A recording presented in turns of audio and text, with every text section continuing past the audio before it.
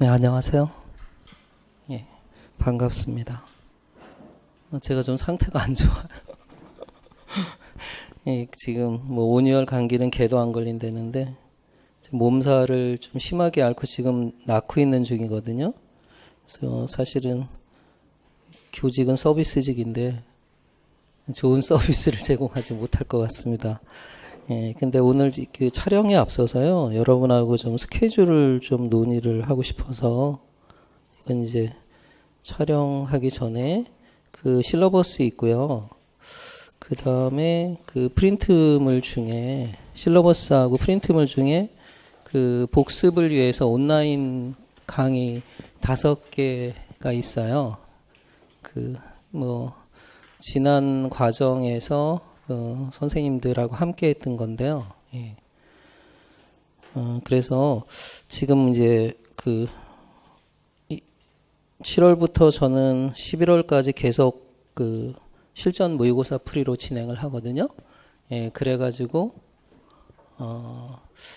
보통 한 20개 내지 21개 정도 이렇게 실전 모의고사 문제를 다룹니다. 그럼 한 회당 한 5개 개념이나 이론을 다룬다면 한 몇 개죠? 5개씩 다루면은 20회니까 얼마 안 다루네. 한 100개 정도밖에 안 되는구나. 네, 그래서 좀 이제 이론적인 또 보충도 좀 필요할 것 같아서 실전 모의고사 문제 풀이 해설하고 그 다음에 이제 오후 시간에를 어떻게 활용할 것인가. 그래서 이렇게 온라인 모의고사 문제를 가지고 할 것인가. 지금 나눠드린 이 프린트물 같고요. 예, 이 방법이 하나 있고요. 그러니까 이거는 좀 단원별로 진행을 합니다. 예, 그리고 이제 뭐 블렌디드 러닝으로 제가 수업을 전개한다고 그랬는데요. 그럼 매일매일 또 제 그 홈페이지에 오연준 교육학이라는 홈페이지가 있어요. 거기에 여기에 들어오시면 제가 한 12시 전후로 해서 뭐 보통 이제 1시인데 1시 전후로 해서 매일매일 문제를 내요. 그래서 그것도 단원별로 진행을 하는데 그걸 여러분이 또 답을 쓰셔야 돼요. 그러면 그 다음날 또는 제가 이제 스케줄이 좀 바쁠 때는 뭐 한 2일 있다가 이렇게 첨삭을 하기도 합니다. 그래서 일주일에 월요일부터 금요일까지 이렇게 온라인 상으로 또 과제가 주어지고요. 너무 많죠. 그래서 지금 교육학만 할 수는 없잖아요. 그죠? 어떻게 하는 게 좋을까요? 그리고 거기 이제 뭐 핵심 교육학 이론 특강이 있는데 예, 그 부분은 제가 동영상으로 제공을 해드리는 게 더 나을 듯 싶고요. 여러분 또 따로 시간을 뺏는 것보다. 예. 그리고 나중에 이제 시험 앞두고 나서 전체 뭐 핵심 특강을 또 할 겁니다. 예. 그래서 뭐 갑자기 첫 강의 시작부터 이렇게 어려운 질문을 드려서 생각을 안 해보셨던 거라. 그래서 이게 좀 너무 욕심이 많은 것 같은데 다 못할 것 같기도 한데 왜냐하면은 오전에 이제 오늘 문제풀이한 거 배경 이론 정리하면 한 1시 20분 정도 될 것 같아요. 예, 넉넉 잡고 그것도 좀 모자랄 수도 있고요. 어떤 때는 이론이 또 보충학습이 또 길면은 그리고 나서 점심 먹고 지금 온라인 평가했던 거 있잖아요. 이게 2달 전에 했던 건데 그 학생들에게 설명은 안 했어요. 제가 첨삭은 했어도. 그래서 이제 그걸 설명을 하는 거죠. 이런 걸로 해서 근데 그게 5가지 주제이기 때문에 시간이 꽤 걸릴 것 같아요. 그죠? 아니면 그거는 그냥 제가 설명 안 하고 여러분들이 집에 가서 한 써보시고 아니면 제가 그 정말로 이제 플립 러닝처럼 묻고 답하는 걸로. 응? 이 5가지에 대해서 잘 모르는 거 질문하시면 제가 대답하는 걸로 하는 게 나을지 아니면 이렇게 진행하는 것처럼 강의로 하는 게 나을지 어떤 게 좋아요? 강의로 할까요? 응? 아니면 여러분이 이거 그 5개는 숙제로 주는 거예요, 숙제. 그러니까 여기서 쓰는 게 아니라. 그래서 숙제로 줘서 한번 써와보고, 아니면 질문하고, 그 다음에 이제 그 해설하고 예시 답안은 드릴 거니까 다음 주에. 예. 그래서 해설 같은 거 안 하고, 아니면 그냥 강의를 다시 하든가, 아니면 질문하고 답하고 이런 형태로 정리하는 걸로 하든가. 질답하는 게 좋겠죠? 응? 그래서 이제 이 문제와 오늘 문제와 관련된 배경 이론이 끝나면은 이제 플립 러닝식으로 여러분이 자유롭게 지난 과제하고 이번 주제에 대해서 또는 여러분이 교육학 공부한 거에 대해서 모르는 거 있으면 질문하고 저는 답하고 이런 식으로. 그게 나을 것 같아요? 아니면 강의로 해줘요? 원하는데. 그러니까 이게 여러분이 개인차가 다 커서 충분히 공부가 안 된 분들은 더 강의를 들었으면 하는 분도 있고요. 그죠? 예? 질문을 한다는 게 쉬운 건 아니거든요. 그리고 또 질문하면 여러분들이 낯을 가려가지고, 그러니까 혼자 질문하는 건 괜찮은데, 이렇게 공개적인 상에서 질문한다는 거는 좀 실력이 드러나기 때문에 질문을 잘 안 하는 분도 계셔요. 예. 그럼 일단은 강의 형태로 한번 해볼게요. 강의 형태로 일단 해보고, 또 이제 또 지루할 것 같으면 그렇게 질문하고 답하는 이런 형태로 하도록 하겠습니다. 그럼 전체적으로 그럼 이제 정리할게요. 일단 일요일 날은 9시부터 이제 제가 이제 그 촬영할 때 다시 한번 정리해서 언급을 하겠지만 이렇게 문제풀이 한 다음에 오전에 배경이론 설명한다. 예, 그리고 오후에 점심을 먹고 뭐 지금 숫자 정도면은 제가 점심을 드릴 수는 있을 것 같아요. 하기야 뭐 점심 먹기 위해서 제 강의를 듣는 분도 있을 테니까 그 기대를 저버리면 안 될 것 같아가지고 점심은 사드리는 걸로 하고요. 예, 그 다음에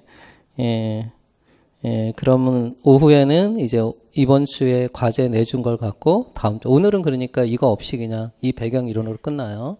예, 그래서 오후 강의는 이 5개 그 문제 풀이 또 가고요. 강의로 진행합니다.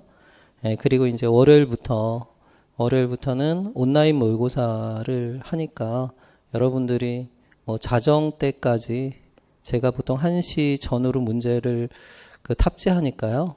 그냥 오현준 교육학 치시면 돼요. 예, 그러면 제 사이트에서 거기 보시면 나오죠.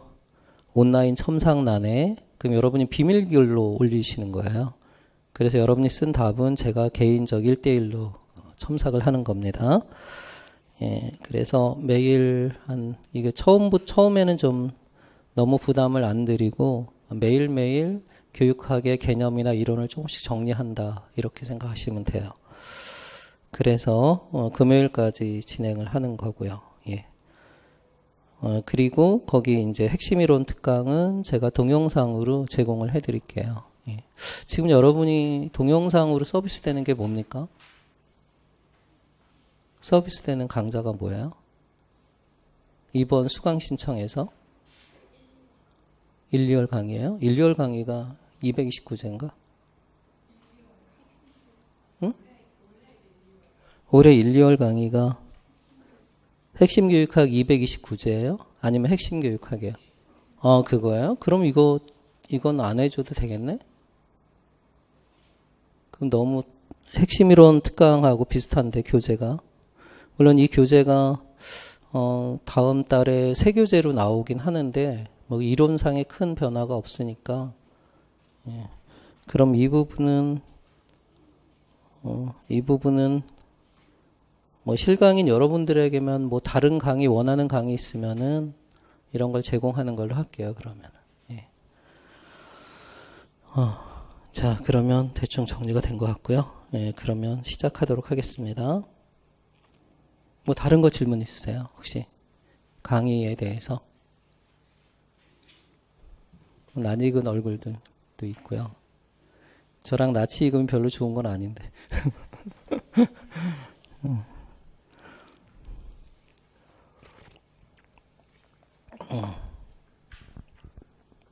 질문 없으세요? 그럼 시작하겠습니다. 제가 처음 만남을 잘 못해가지고요.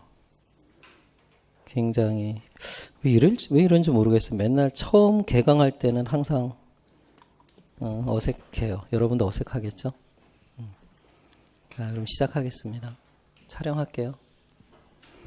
안녕하세요. 예, 반갑습니다. 오현준이라고 합니다. 앞으로 이제 7월부터 그 11월까지는 제 강의는 이제 좀 한 걸음 앞서서 체험하자 이런 의미에서 실전 모의고사 문제풀이로 진행을 합니다. 월 한 4회씩 강의를 실전 문제풀이를 한다면 이제 시험 때까지는 한 20여 회를 우리가 모의고사를 통해서 개념과 이론을 정리할 수 있을 겁니다. 그다음에 이제 중간중간에 이제 조금 멈춰서서 이론을 조금 되돌아보는 이런 특강들을 진행해 나가도록 하겠습니다. 이번 7, 8월은 이제 여러분에게 배부해 준 그 강의 계획표 실러버스를 보시면은요. 전체 범위는 교육학 전범위가 되겠습니다. 그리고 실전 모의고사 문제풀이로 진행을 하고요. 9시 10분부터 여러분이 시험을 치렀죠. 1시간 동안은 이제 실전 모의고사를 진행을 하고요. 그 다음에 그 이후에 한 3시간에 걸쳐서 문제풀이 및 배경 이론에 대한 강의를 진행합니다. 그리고 이제 점심을 먹고 나서 오후에는 제가 여러분들에게 매주 과제로 제시한 그 온라인 평가라는 제목의 단원별 문제가 있습니다. 그래서 5개 여러분이 매일매일 시간을 내서 한번 써보는 것도 괜찮습니다. 주로 이제 교육학 논술이 형식과 내용으로 구성이 되어 있는데요.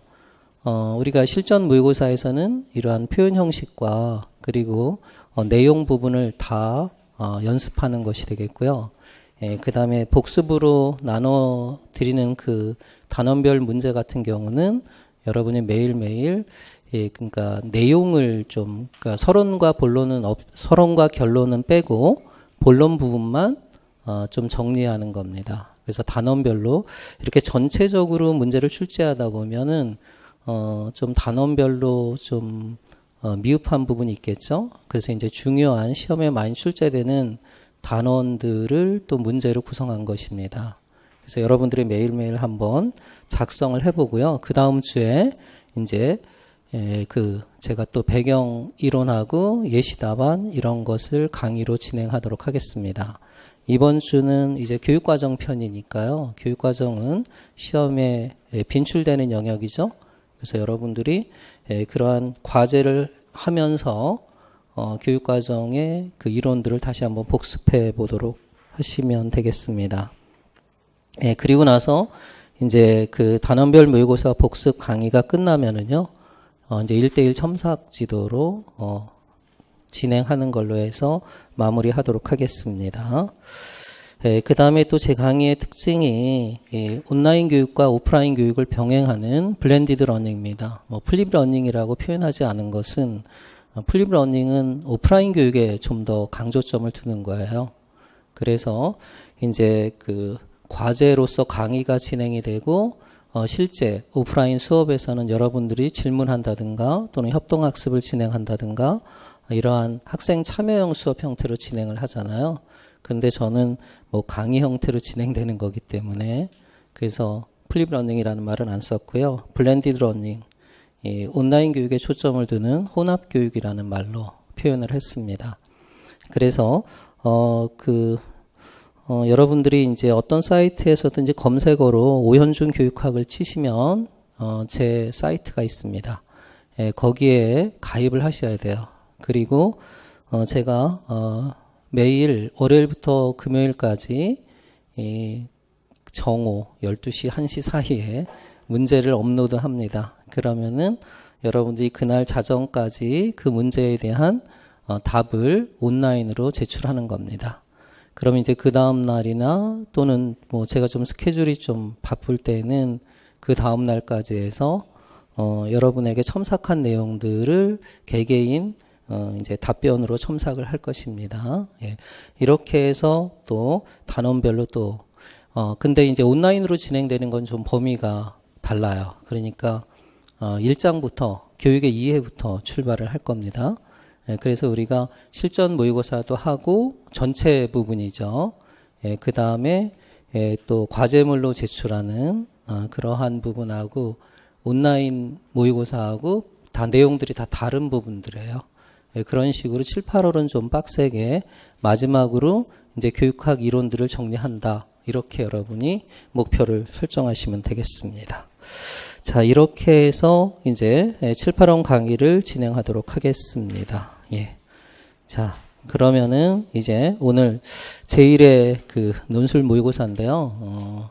자, 1회를 뭐로 시작할까 고민을 좀 많이 했어요. 예, 그래서 제가 지금까지 출제한 문제들을 쭉 한번 성찰적으로 검토도 해보면서 과연 어떤 주제로 새로운 여러분들을 맞이할까 그런 고민을 했는데요.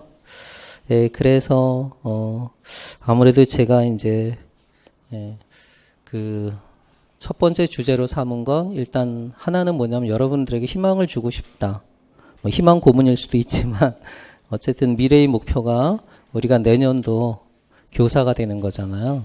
예, 그래서 여러분들이 이제 신규 교사로 임용받았을 때 그 도교육청 교육감이 여러분들을 대상으로 이제 특강을 하는 겁니다. 그런 자리에 있다라고 우리가 상상을 해보면서 일단 그래서 에세이 형태는 이제 그런 교육감 특강의 어떤 그 지문을 제시를 했습니다. 제가 매년 그 연수원 특강을 나가거든요. 다음 주부터도 지금 서울시 교육청 그 교육학 그 전임 강사라 특강으로 나갑니다. 근데 여러분이 아니라 이제 교육행정직 6급, 7급 대상으로 핵심 인재 연수 강의가 17개 시도교육청마다 다 있는데 이 강의가 좀 잘하는지 그래서 계속 수주가 들어와가서 뭐 서울은 한 3년째 계속 하고 있고요. 그 다음에 올해는 또 강원도도 가고요. 강원도 핵심 인재 특강도 가고 또 경기도 이렇게 강의가 계속 잡혀 있어요. 근데 이제 서울 강의를 할 때 그때 이제 신규 선생님들 연수받는 모습 그때 연수하고 겹쳤어요.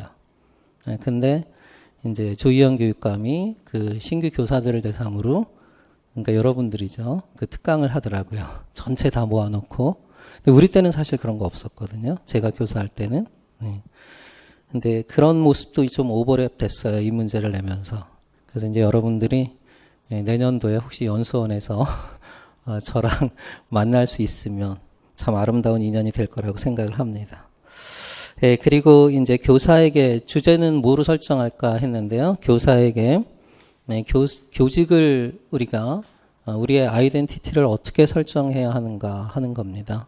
뭐 교직을 보는 굉장히 다양한 관점들이 있지만 그래도 가장 중요한 것은 교직은 아무나 하는 것은 아니다. 그런 관점에서 접근을 할 때 이제 전문직으로서의 교직이라는 관점입니다. 사실은 전문직으로서의 교직의 관점이 굉장히 위기를 맞고 있는 요즘 상황입니다. 그렇죠? 그래서 시험 문제에 막 구성주의도 많이 등장하고 그런 것들이 교직의 관점에서 보면 별로 바람직스럽진 않아요. 왜냐하면 교사의 위상이 점점 시대의 변화에 맞춰서 바뀌어가고 있기도 하고요. 근데 바뀌어가고 있는 것들이 그러한 전문성들이 점점 약화되고 있다는 거죠. 그죠? 그래서 이제 교사라는 용어보다는 뭐 협조자라든가 동반자라든가 뭐 이러한 용어로 불려집니다.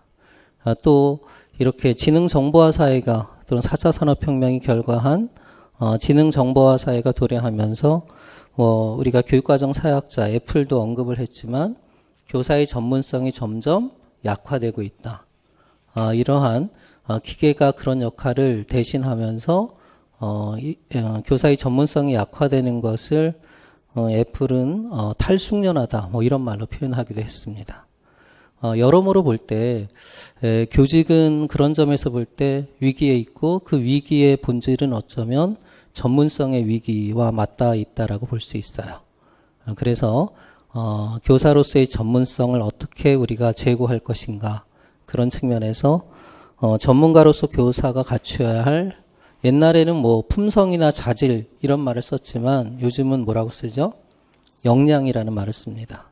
그래서 교사가 갖춰야 할 역량이 무엇인가 이러한 주제로 삼아봤습니다. 자, 그러면 이제 제시문 분석하고요. 그 다음에 그 제시문 속에 있는 교육학의 내용적인 것들이 어떤 것들이 있는가 같이 분석적으로 한번 살펴보도록 하겠습니다.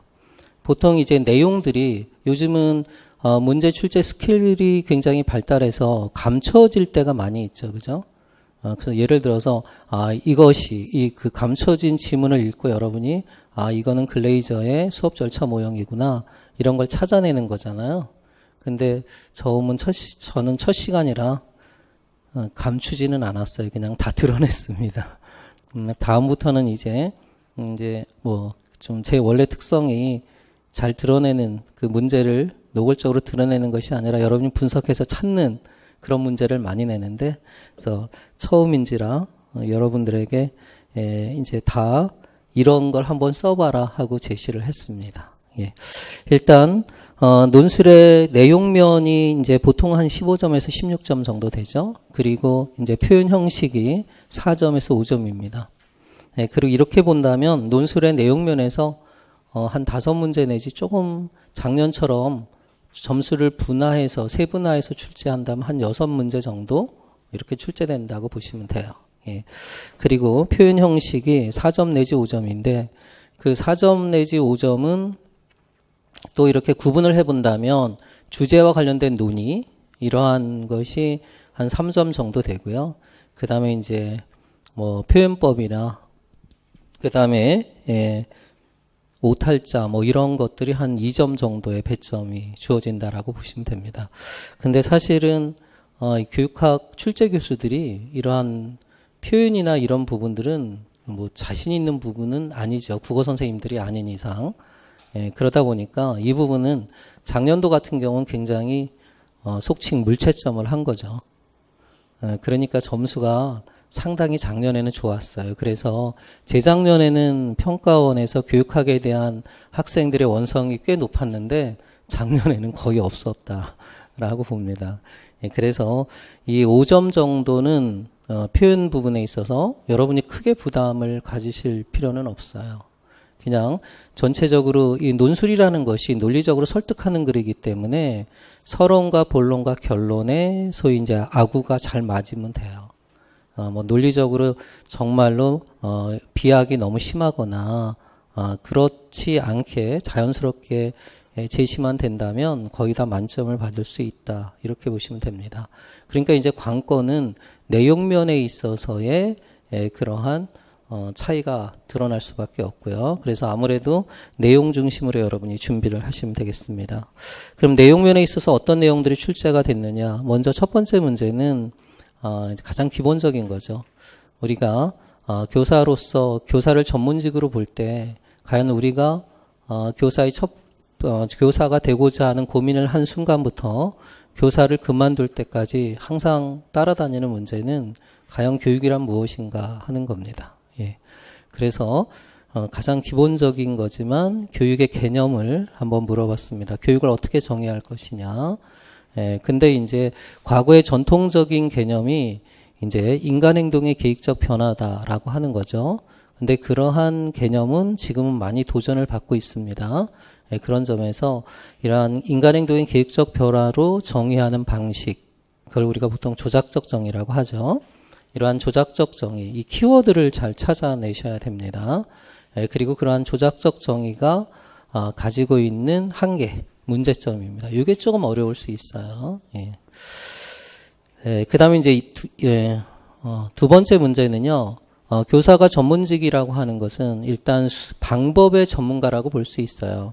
그러니까 우리는 가르치는 내용, 그러니까 교과 지식의 전문가는 아니죠. 교과 지식의 전문가는 뭐 학자들이나 이런 사람들이 전문가가 되겠고요. 우리는 교과 지식의 전문성을 추구하지만 사실 그거보다는 방법의 전문가라고 볼 수 있어요. 그러니까 교사는 라이겔수가 교수 설계의 세 가지 변인 중에서 제시했던 교사의 역량이 드러나는 게 바로 무슨 변인이다? 방법 변인이다 하는 겁니다. 그래서 방법이 메소드잖아요. 그러니까 여러분들이 메소드 연기를 하셔야 되는 겁니다. 수업 시연할 때 보니까 저는 참 놀랐어요. 이렇게 여러분들 이렇게 보여지는 모습하고 수업 시연할 때 보면 정말 연기자들 같아요. 그래서 이러한 교수 방법의 전문가라고 볼 수 있는데, 그럼 이제 교수 방법을 우리가 구안하는 것을 설계라고 합니다. 그래서 교수 설계의 여러 가지 모형들이 있는데 그 중에서 가장 오래된 모형이 바로 글레이저의 절차 모형이 되겠습니다. 글레이저의 절차 모형은 이제 그 정보 처리 이론이나 이런 것에 이제 토대를 두고 단계별로 제시를 하고 있어요. 그리고 이제 60년대에 들어서면서 이제 인주주의가 부상하면서 체제 이론적 접근이 부상을 하죠. 그래서 시험에 한번 기출된 부분입니다. 이 부분은. 그래서 이제 체제적 설계 모형, 모랜더가 제시한 보통 에디 모형이라고 하죠. 이러한 두 가지 교수 설계 모형의 앞에 두 단계를 설명하는 것이 두 번째 문제입니다. 그 다음에 이제 세 번째 문제는, 교사가 교육을 한다는 것은 목적지향적인 행동입니다. 어떤 인간을 만들 것인가 하는 거죠. 그런 점에서 교사는 분명한 목표의식을 갖고 임해야 됩니다. 물론 구성주의에서 교사의 역할은 뭐 촉진자라든가 동반자라든가 또는 발판을 제공하는 사람, 이러한 역할로 교사의 위상이 조금 떨어지긴 했지만 그래도 여전히 교육이라고 하는 것은 목적지향적인 행동이고, 그런 점에서 교사는 분명한 목적을 가지고 교육활동을 전개해 나가야 되는 겁니다. 그럴 때 우리가 이제 목표하면은, 목표 중심 설계 모형 하면 타일러죠. 그래서 이제 타일러도 시험에 한번 출제가 된 적이 있고요. 그 다음에 이제 타일러의 그 목표 부분, 특히 행동 차원의 목표 영역을 세분화해서 제시한 사람이 벤자민 블룸입니다. 그래서 이 블룸의 그 교육 목표 분류학은 우리가 학교 현장에서 중간고사나 기말고사 이 총괄 평가를 할 때도 많이 활용되는 그러한 이론이기 때문에 가장 기본적이면서도 중요하다라고 볼 수 있습니다. 그래서 우리가 교육의 목표를 완전한 인간, 인간다운 인간을 형성한다 또는 전인을 형성한다라고 볼 때 블룸의 표현대로 한다면 인지적, 정의적, 심리운동 기능적 영역의 조화로운 발달에 있다 하는 겁니다. 그 세 가지 영역에 그 블룸이 제시한 목표 분류가 있지만 그 중에서도 가장 기본적인 건 인지적 영역이다 하는 겁니다. 그래서 인지적 영역에 그러한 교육 목표를 제시하는 문제, 이거는 이제 교육과정 부분이 되겠죠. 그 다음에 이제 네 번째 문제는 이제 교사는 또 인간에 대한 전문가이기도 합니다. 왜냐하면 교육이라고 하는 것이 바로 학생이라는 인간을 대상으로 하는 활동이고요. 또 교육의 목적은 변화를 지향하는 겁니다. 그래서 학생의 변화, 인간의 변화를 도모하는 활동입니다. 그렇기 때문에 루소가 지적한 것처럼 교육은 아동의 이해로부터 출발해야 한다. 그래서 우리는 아동에 대한, 인간에 대한 전문가이어야 합니다. 그래서 제가 좋아하는 말 중에 교육의 시작과 끝은 인간이다. 그리고 교사는 인간에 대한 전문가다. 또 교육학은 그런 점에서 인간학이다. 돌아가신 신영복 선생님이 교사들을 대상으로 한 강의에서 하신 말씀입니다. 제가 지금 몸살이 있어서요. 좀 입이 좀 타들어가는데 좀 양해하시기 바랍니다. 그런 점에서 인간 발달에 대한 전반 특성들, 이런 것들을 잘 알고 계셔야 됩니다. 또 최근에는 그 인간의 개개인의 개인차, 작년의 주제가 다양성이기도 했어요. 이런 부분도 많이 출제가 되죠. 동기라든가, 그 다음에 지능이라든가 창의성이라든가 인지 양식이라든가 이런 개인차 부분도 잘 알고 있어야 돼요.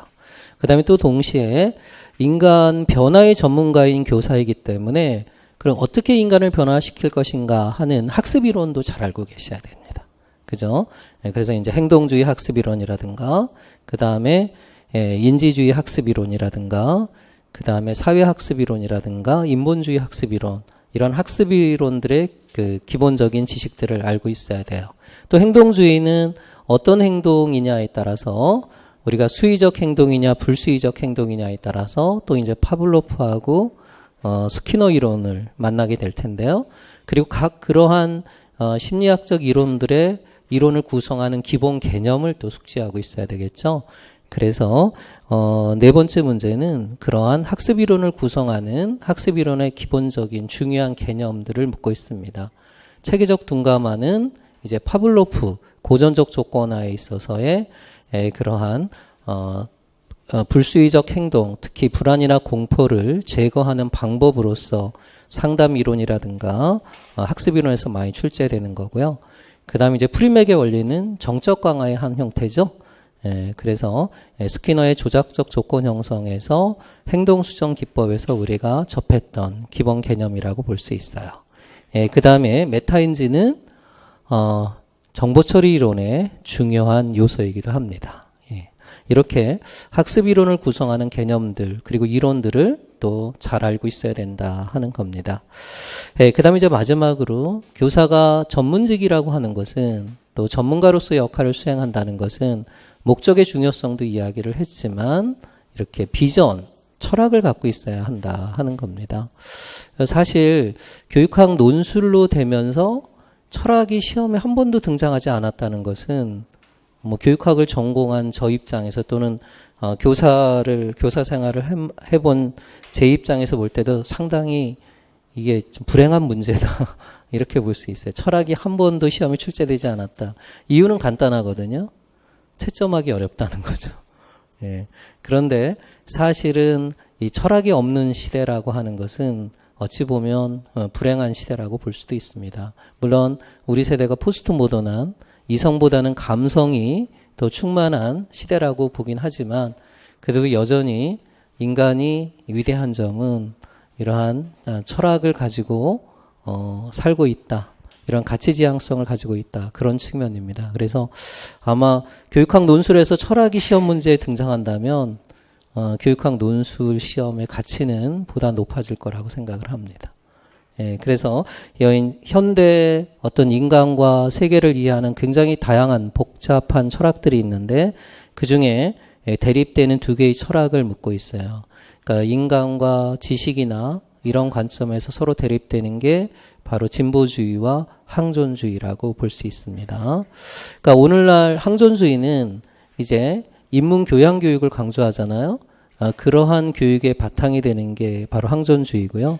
또 여전히 시대적 상황을 무시할 수 없게 영향을 주고 있는 게 바로 이제 또 진보주의가 되겠습니다. 특히 지난 63 지방선거에서 진보적 교육감이 대거 당선이 됐죠. 그런 진보적 교육감들의 어떤 철학이 그 배경이 되는 철학이 있다면 그건 진보주의라고 볼 수 있어요. 그래서 이제 진보주의와 그다음에 이제 항존주의 이 대립되는 철학에서 추구하는 교육 목적이 뭐냐 하는 거고요. 그다음에 그 두 가지 철학이 또 어떤 점에서 그 한계나 단점을 가지고 있느냐. 이것이 마지막 문제가 되겠습니다. 자, 이렇게 해서 이제 교육의 이해 파트에서 교육의 개념을 한번 물어봤고요. 교수 학습 이론에서는 교수 설계, 그리고 교육 과정에서는 교육 목표, 그리고 교육 심리학에서는 이제 학습 이론의 주요 개념들, 그리고 교육 철학에서는 현대 교육 철학 중에서 진보주의와 항존주의를 문제로 출제를 해본 겁니다. 자, 그러면 우리가 한번 제시문 분석해 보고요. 어떻게 글을 써 나갈 것인가, 글 틀 잡는 것까지만 해서 이번 강의를 마무리하는 걸로 해볼게요. 자, 다음은 모모도 교육청에서 2019학년도 신규 임용 교사들을 대상으로 진행한 교육감 특강 중의 일부이다. 발췌한 특강 부분은 전문직으로서의 교직과 전문가로서의 교사에 대한 이해 차원에서 5가지 내용으로 구성이 되어 있습니다. 그 첫 번째가 교육이란 무엇인가 교육관이고요. 두 번째가 수업 설계 부분이고요. 세 번째가 교육 목표. 수업 설계할 때 가장 우선하는 게 교육 목표죠. 그 다음에 이제 네 번째가 이제 인간 행동의 발달과 학습. 그리고 다섯 번째가 교육 철학에 관한 내용을 발췌한 것이다. 이 내용을 바탕으로 이 다섯 가지 요소를 활용해서 전문가로서의 교사가 갖춰야 할 역량이라는 주제로 논술의 형식이죠. 서론, 본론, 결론의 형식을 갖춰서 논하는 문제가 되겠습니다. 예. 자, 그럼 이제 제시문 한번 분석해 볼게요. 여러분도 잘 아시겠지만 교사는 교육 전문가이며 교직은 교육 전문직입니다. 자, 첫 번째 문제와 관련된 지문이 나오죠. 교육을 인간행동의 계획적 변화로 정의한다면, 자, 이런 정의를 조작적 정의라고 합니다. 교육이라는 그 추상적 개념이죠. 이 교육의 추상성, 개념의 추상성을 제거하고 관찰 또는 측정 가능한 형태로 정의하는 것을 조작적 정의라고 합니다. 이 조작이라는 말이 교육학에 꽤 등장을 하는데요. 예, 이렇게 조작이라는 단어를 또 많이 썼던 대표적인 인지심리학자가 삐아제죠. 그죠? 예, 삐아제에게 있어서 조작이라고 하는 것은 정보를 머릿속에서 변형하는 능력, 이러한 논리적 사고를 조작이라고 불렀어요. 또 조작이 또 어디 나오냐? 이 조작적 정의가 필요할 때가 언제냐면은 논문 쓸 때입니다. 특히 양적 연구, 실험 연구를 바탕으로 논문을 쓸 때, 구인 타당도에서 조작적 정의가 또 한 번 나오죠. 예. 자, 근데 이 조작적 정의는 과학자들이 선호하는 정의 방식이라고 하는 겁니다. 그러니까 기본적으로 교육학이라는 학문은 어떤 성격을 갖고 있느냐 하는 논쟁하고도 관계가 있는데요. 이렇게 자연과학자들이 선호하는 것이 조작적 정의인데, 그러다 보니까 교육학을 경험과학이나 자연과학으로 접근하는 거죠. 근데 이걸 비판적으로 보는 학자들도 많죠. 왜냐하면 경험과학이나 자연과학처럼 교육을 정의하다 보면 결국은 경험과학에서는 가치 지향성을 강조합니까? 아니면 가치 중립성을 중시합니까? 가치 중립성. 이러한 가치에 대한 논의를 배제할 수밖에 없다는 겁니다. 근데 교육이라고 하는 것은 굉장히 비전이나 가치를 내포한 행위라고 볼 때, 그래서 이와 대립되는 정의가 무슨 정의가 있죠? 가치 지향적으로 교육을 정의하는 규범적 정의가 있죠. 그리고 그러한 규범적 정의의 대표적인 학자가 이제 피터스가 있습니다. 예, 그런 점에서 이런 정의 방식은 문제가 있다 하는 겁니다. 그래서 우리가 교육학이라는 학문적 토대를 구축하기 위해서는 이런 정의가 필요하지만 교육이 갖고 있는 그 가치 지향성을 우리가 염두에 둔다면 이런 정의는 한계가 있다 하는 겁니다. 그래서 1번 문제는 이러한 정의 방식, 조작적 정의 방식과 그 한계를 한번 물어보는 문제가 되겠습니다. 교사에게 기대하는 역할은 학생들에게 이제까지 없었던 새로운 행동을 형성하거나 기존의 행동을 보다 바람직한 방향으로 변화시키는 일입니다. 이런 점에서 가르치는 일은 교사의 핵심적인 일이며 학생을 잘 가르치는 교사가 전문적인 교사라고 생각합니다. 따라서 교사의 관심은 늘 학생에게 있고 학생의 행동을 올바른 방법으로 가르치는 데 있어야 합니다. 그러면 전문가로서의 교사는 어떤 자질과 역량을 갖추고 있어야 할까요? 자, 이번 주제와 관련된 문제 제기죠. 그리고 그럼 이제 이 전문가로서의 교사가 갖춰야 할 역량을 세 가지 측면에서 지금 제시문은 제시하고 있습니다. 전문가로서의 교사는 우선 가르치는 방법에 관한 전문성을 지녀야 합니다. 그러니까 교직을 전문직으로 보는 데 있어서 가장 토대가 되는 게 바로 이러한 교수 방법이죠. 교수 방법의 전문가라고 하는 겁니다. 그래서 교사는 학생의 발달 단계에 따라서 맞춤형 교수법을 전략을 설계할 수 있어야 되고요.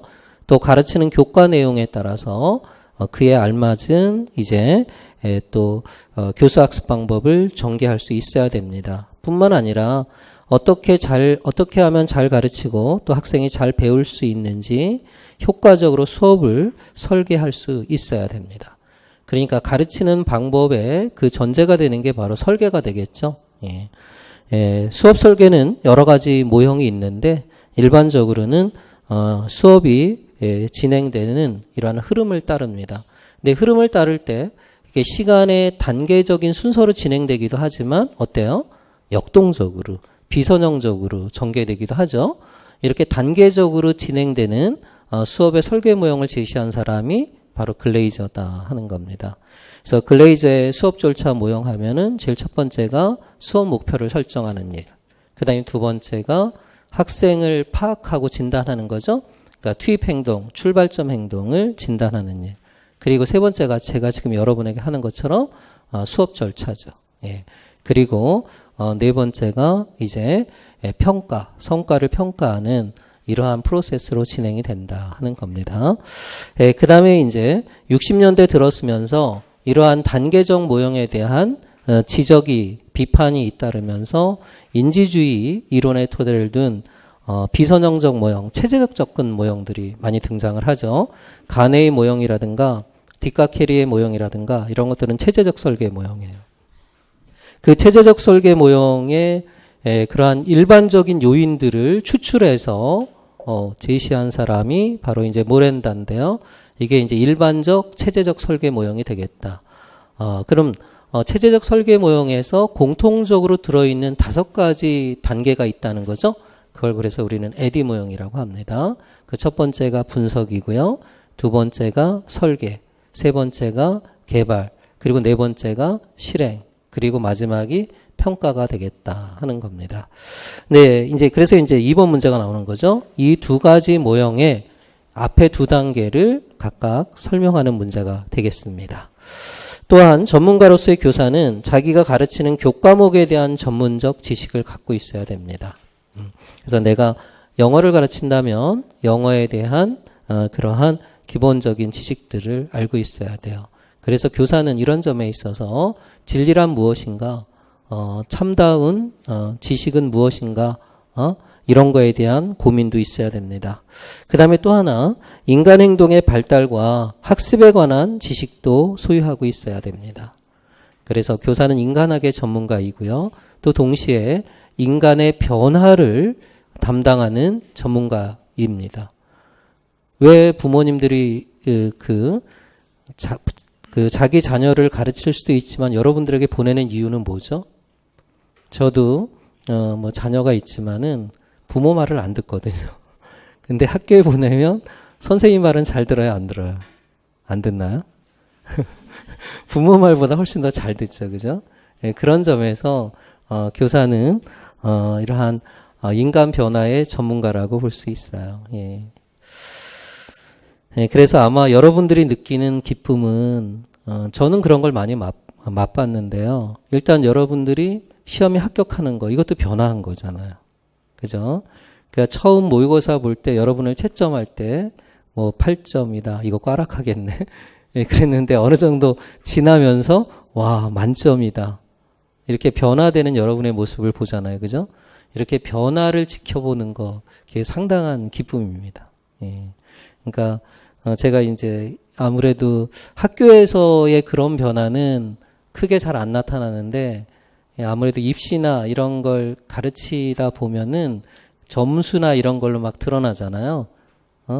뭐 그 이전에 뭐 공무원 가르칠 때나 5급 승진 가르칠 때도 100점 만점인데 뭐 28점 맞던 사람이 92점 맞는 거. 그런 걸 보면은 굉장히 기쁘죠. 그래서 아무래도 여러분들은 그러한 자잘한 아이들의 행동의 변화에서부터 출발해서 그러한 커다란 아이들의 인생을 바꿔놓는 그러한 위대한 역할을 하는 전문가라고 볼 수 있습니다. 예. 또 이제 세 번째 문제가 나오죠. 블룸은 근데 그 변화가 일정한 지향성을 갖고 있어야 되는데 그 지향성이 바로 목표라고 하는 겁니다. 벤자민 블룸은 인간의 행동을 크게 인지적인 영역, 정의적 영역, 심리운동 기능적 영역으로 구분하고 있습니다. 그러니까 우리가 보통 지덕체라고 하는 것을 이렇게 학술적으로 제시한 사람이 블룸입니다. 이러한 세 가지 영역이 고르게 발달하는 것이 바로 전인교육이라고 볼 수가 있죠. 예. 그럼 블룸의 입장에서는 뭐 현대적으로 일반적인 교육 목표가 자아실현인데 이 세 가지 영역이 골고루 발달하는 것이다. 근데 이 블룸의 입장에서 우리나라 교육을 볼 때 과연 우리나라 교육은 어떤 측면에 강조점을 두고 있나요?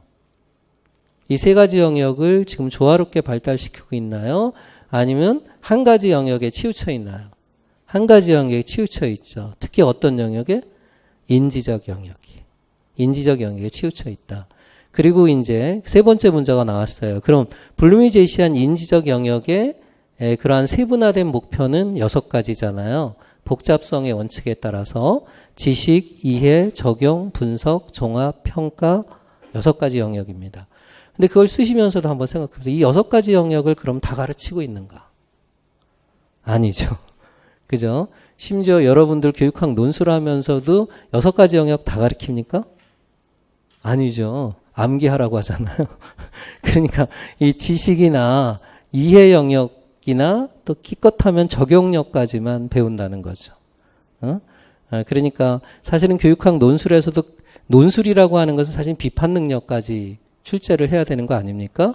근데 그런 문제가 나와요, 안 나와요? 안 나오고 있다는 거죠. 그러면서 아이들에게는 이 고등 정신 능력을 가르쳐라 하는 것 자체가 어찌 보면 모순이라고 볼 수도 있어요. 이렇게 보면 사실은 우리가 학교에서 가르치고 있는 영역이 굉장히 극히 일부라는 거, 이런 점이 또한 알 수가 있습니다. 이런 점에서 볼 때 사실은 우리가 이제 교육 과정에서도 정말로 중요함에도 불구하고 가르쳐지지 않고 있구나 하는 것이 이제 영교육 과정이잖아요. 그런 영교육 과정의 개념도 떠올려 볼 수 있습니다. 어찌 됐건 이제 세 번째 문제는 블룸입니다. 그 다음에 이제 출제는 안 했지만 정의적 영역도 잘 알고 계셔야 돼요. 왜냐하면 최근에는 이 정의적 영역의 그러한 평가의 중요성이 굉장히 부상하고 있다 하는 겁니다. 그래서 이 부분이 출제될 가능성이 높습니다. 그 다음에 각 발달, 그 다음에 인간의 세 가지 영역이 어떻게 연령의 증가에 따라 발달하며 각 발달 단계에 맞는 인간의 행동에 대한 이런 지식을 갖추고 있어야 합니다. 사실 이 부분도 문제에 나올 수는 있겠죠. 그죠? 인지 발달과 비인지 발달로 나누어서 피아제, 비고츠키, 그 다음에 에릭슨이라든가, 그 다음에 콜버그, 이러한 발달 이론도 출제가 될 수 있습니다. 그리고 이제 네 번째 문제와 관련된 영역이죠. 학습을 통한 인간 행동의 변화에 대한 여러 가지 학습 이론들입니다. 행동주의, 인지주의, 사회학습, 인본주의 등 심리학의 제반 학습 원리와 방법에 관한 지식과 기법을 습득하고 있어야 합니다. 그래서 이제 네 번째 문제가 이런 학습 이론의 토대가 되는 기본 개념을 묻고 있습니다. 행동주의는 파블로프와 스키너로 대표되는데요. 고전적 조건화에서 이제 핵심 개념 중에 하나인 체계적 둔감화, 그 다음에 스키너의 조작적 조건화 중에서 강화가 핵심 개념인데요. 그 정적 강화 중에서 프리맥의 원리를 묻고 있고요. 인지주의, 정보처리 이론의 핵심 구성 요소인 메타인지를 묻고 있다 하는 겁니다.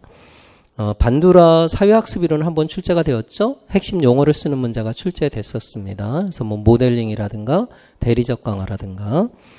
자, 마지막으로 교사는 자기 나름의 확고한 교육 철학이 있어야 합니다.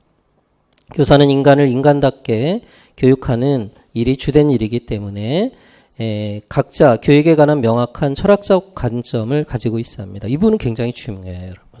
그리고 이 부분은 어디에서 평가될 수 있을까요? 우리가 교육학 논술에서는 지금까지는 평가 문제로 출제가 되진 않았잖아요. 그럼 어디에서 출제할까요? 2차 시험에서. 2차 시험에서. 그리고 여러분 작년부터 2차 시험의 비중이 점점 높아지고 있죠. 그리고 서울시 교육청도 2차 시험에 그러한 시간을 더 늘린다고 했죠. 그죠? 한 15분 정도로 늘린다고 했어요. 그럼 이제 2차 시험에서 이런 부분을 집중적으로 점검을 할 것입니다. 그렇기 때문에 사실은 제가 볼 때 이제는 1차로 당락을 좌우하는 시대가 점점 지나가고 있다. 왜냐하면 지금의 시험의 추세가 이런 필기고사 위주로 가는 것이 아니라 전인적인 역량평가에 초점을 두는 거잖아요. 그래서 2차의 비중이 점점 높아지고 있어요. 그런 점에서 볼 때 여러분이 어쩌면 1차보다는 2차를 준비하면서 교육학을 공부하는 게 훨씬 더 여러분에게 좋은 계기가 될 거라고 생각을 해요. 그러니까 1차 위주로 교육학 논술을 준비한다면 그냥 쉬운 거 기본적인 것만 하면 돼요. 그죠? 하지만 2차까지도 영향을 준다라고 생각한다면 교육학의 그 각각의 이론들을 여러분이 잘 알고 있어야 돼요. 예. 그래서 작년에 서울 시험을 본 친구들은 그런 걸 많이 느꼈을 겁니다. 그래서 교육학 전 분야에 대한 개념과 이론들을 알고 있고 그런 걸 잘 표현할 수 있어야 됩니다. 예. 그 다음에 교사가 철학을 갖고 있다는 것은 인간의 기본 문제, 여기서 이제 철학의 영역이 나오죠. 즉 나는 누구인가 하는 겁니다. 자, 이렇게 철학의 영역은 철학이라는 게 철학을 어원적으로 볼 때 애지의 학문, 지혜를 사랑하는, 탐구하는 학문이라고 보잖아요. 그럼 철학의 탐구 대상이 첫 번째, 나는 누구인가? 인간이란 무엇인가? 이런 걸 뭐라고 하죠? 존재론이라고 하죠. 사변 철학이라고 하는 겁니다. 예. 또 나는 어디에서부터 왔는가? 이런 겁니다. 또 진리란 무엇인가? 하는 거죠. 알미란 무엇인가? 결국 이거는 철학의 영역 중에서 그럼 어떤 영역이죠? 인식론이죠. 그 다음에 뭐 구성주의다 이런 것들은 다 인식의 방법론이라고 볼 수 있어요. 그 다음에 이제 선하다는 것은 무엇인가? 그 다음에 아름답다는 무엇인가? 미추, 선악 이런 걸 탐구하는 것은 뭐라고 불러요? 가치론이죠. 규범 철학입니다. 그런데 지금 철학이라고 하는 것은 이렇게 문제를 제기하는 거잖아요. 그리고 그 문제에 대해서 답을 찾아 나서는 과정이잖아요. 이렇게 문제를 제기하고 답을 찾는 과정에서 사고의 모순이 있어서는 안 되는 거죠. 이러한 철학의 방법론을 우리가 뭐라고 합니까? 논리학이라고 하는 겁니다. 이렇게 철학은 4가지 영역들이 있다 하는 겁니다. 그럼 결국 교육 철학이라고 하는 것은 이러한 철학의 4가지 영역을 바탕으로 교육 현상, 교육의 본질을 탐구하는 학문이다. 이렇게 볼 수도 있는 겁니다. 자, 이러한 문제들을 합리적으로 해결하기 위해서 교육 철학적인 관점은 굉장히 다양한 관점들이 있다는 거죠. 진보주의도 있고 항전주의도 있고 실존주의도 있고 분석 철학, 비판적 교육 철학, 포스트 모더니즘 이런 것들이 있다. 이 시대를 특징 짓는 것은 포스트 모더니즘이죠. 그러니까 모더니즘이 인간을 이성적, 합리적 주체로 보았다면 포스트 모더니즘은 반합리주의, 즉 감성적 주체로 본다는 겁니다. 그래서 어떤 측면에서 보면 지금은 이성의 시대가 아니라 무슨 시대? 감성의 시대. 감성의 시대. 그래서 여러분 뭐 미투 운동이라든가 그 다음에 문재인 정권을 탄생시켰던 촛불혁명 이런 것들은 포스트 모던했기 때문에 가능합니다. 사실은 이 분노라는 감성이 승화시킨 사건이라고 볼 수 있어요. 감성 세대가 이러한 사실은 모던한 80년대, 70년대 그렇게 운동권에서 격렬하게 저항을 했지만 정권을 바꾸지는 못했거든요. 근데 이러한 감성이 정권을 변화시켰다. 이건 굉장한 힘이라고 볼 수 있어요. 그 다음에 우리 시대 또 여러분을 비롯해서 많은 젊은이들의 어떠한 헬조선이라든지 그러한 마인드 속에, 기저 속에 있는 철학이 있다면 비판이론이라고 볼 수 있죠. 그 다음에 이러한 다양한 철학들이 우리가 이렇게 명명하지는 않더라도 우리의 생각과 행동을 지배하고 있다. 이렇게 볼 수 있어요. 그래서 교사들은 이러한 교육 철학 중에서 하나의 철학적 관점을 견제하는 게 굉장히 좋습니다. 여러분이 면접할 때도 나는 진보주의적인 마인드, 나 이게 내 마음에 든다. 그럼 이런 관점에서 문제를 접근한다면 일관성 있게 또 평가위원들은 그런 점들을 높이 사서 여러분에게 점수를 줄 수 있어요. 자, 그래서 이제 마지막 문제는 이 여러 가지 현대 철학 중에서 진보주의와 항존주의의 목적과 단점을 제시하는 문제가 되겠습니다. 교사는 다양한 교육 철학의 탐구를 통해서 자신의 교육 문제에 관한 철학적 관점을 넓히고 방향을 확고히 할 수 있습니다. 우리나라 교사들은 철학이 없다는 말을 자주 듣습니다. 왜 그럴까요? 시험에서 철학을 시험 문제 출제하지 않기 때문에 그렇습니다. 철학이 없는 교사는 대증적이며 슬로건 교육에 비판 없이 휩싸일 가능성이 높습니다. 따라서 교사는 건강한 철학을 가지고 단순히 지식을 전수하는 차원을 넘어 한 인간을 인간답게 교육하기 위해서 끊임없이 탐구해야 할 것입니다. 예. 사실은 이런 강의를 하는 교육감은 없습니다. 그죠? 그게 좀 우리 시대에 좀 아쉬운 점이기도 하지만, 이렇게 해서 우리가 제시문과 문제들을 한번 분석을 해봤고요. 그럼 이제 조금 쉬었다가, 이제 글의 틀까지 좀 잡는 걸 하려고 했는데 다음 시간에 할게요. 글의 틀을 어떻게 잡고, 그 다음에 배경 이론, 공부해 보도록 하겠습니다.